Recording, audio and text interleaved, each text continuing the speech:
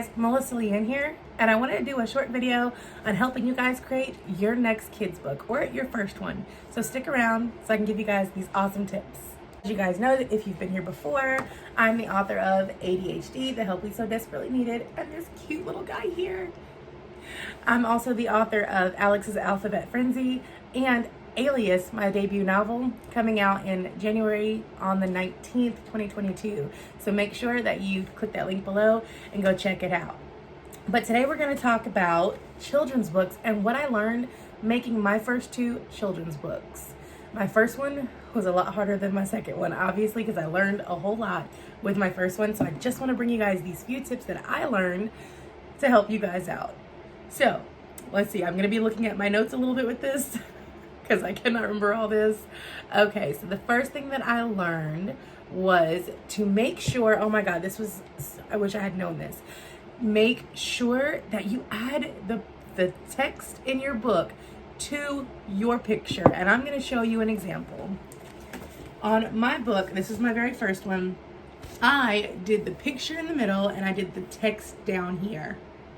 I wish I had not done that, because when you are formatting it and having to change the format from Word to PDF to EPUB to Mobi, whatever files you have to transfer, it's like every time you gotta fix it. Next time, or the second time I put my words in my pictures, I will always do that in the future, and I suggest you do too, unless you want to pay a formatter to do it for you in all different formats, which isn't too bad. I have a great formatter. His name is Sohal.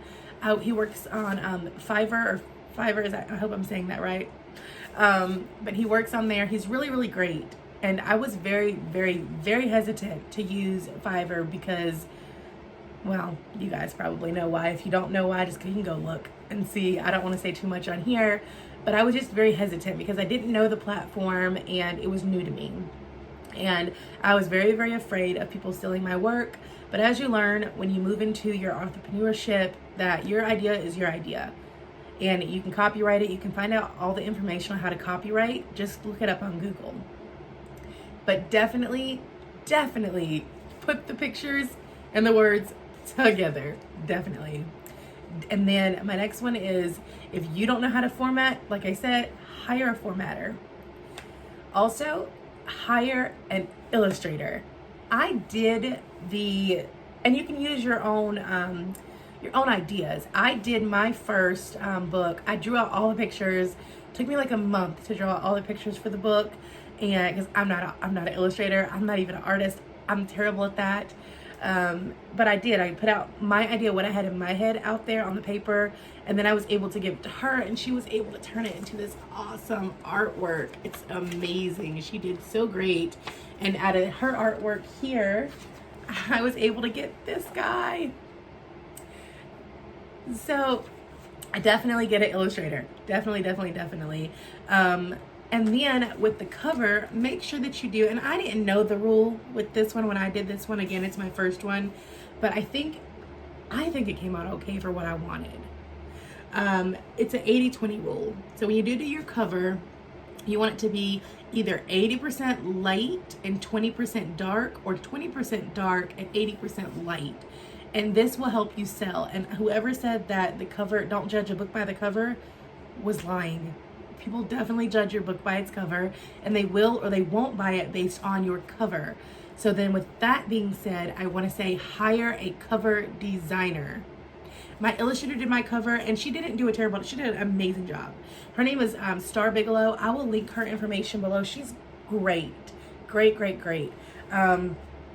She did my cover for me, and I think she did an amazing job. Amazing. I helped, with some of the ideas for it. She was very, very good at talking back and forth with me and making sure that I got what I wanted out of this. And I did. I love this book.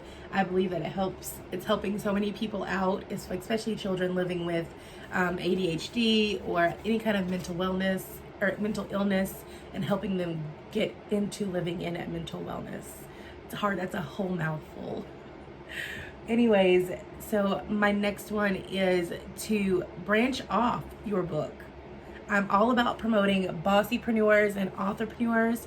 So make sure that once you come up with your book, your kid's book, and you get it out there, you branch off and you make coloring books and bookmarks and whatever else you want to make to go along with that book to get people excited about it. And you can use those same bookmarks and stickers for giveaways during your pre-orders or your launch parties or your giveaways or your sales. You can make whatever you want. The sky is the limit. A lot of times you can create something like you might go on Vistaprint, make the bookmark, and then just take a screenshot of it. And that way you can go ahead and put it on your website and then market it. And then when people start buying it, you can go order what you need. That way you're not buying ahead of time. You can find out about ROIs in some of my other videos. We'll talk about that later. The other one I have is to tell you guys that imposter syndrome is so real. It's so hard when you're first starting out. You feel like you're just copying somebody else. But the thing is your idea, and how you present your idea is going to be unique from anybody else. Nobody else is going to be able to give the world what you're able to give specifically. So you know what? Ignore that imposter syndrome. Get past it and get your work out there. Get excited about it. Stop worrying about if somebody's done it before. You're going to do it, and you know what? You're going to do it better. Get out there and be a bossy-preneur.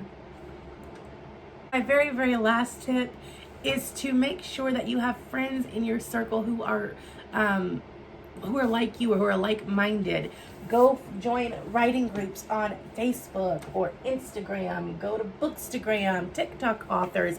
Find people who are doing what you're doing so that you can get motivated even more and get more ideas. They really are helpful when it comes to that, especially people who are just starting out as well, or people who have been around. They really want to help other people succeed as well. So make sure that you've got friends that are talking about the same things and are like-minded. Well, that's it for today. As always, don't forget that your mental wellness is important to you and it's important to me. So make sure you take your time out to meditate or do something nice for yourself. That's it, guys. Have a good one.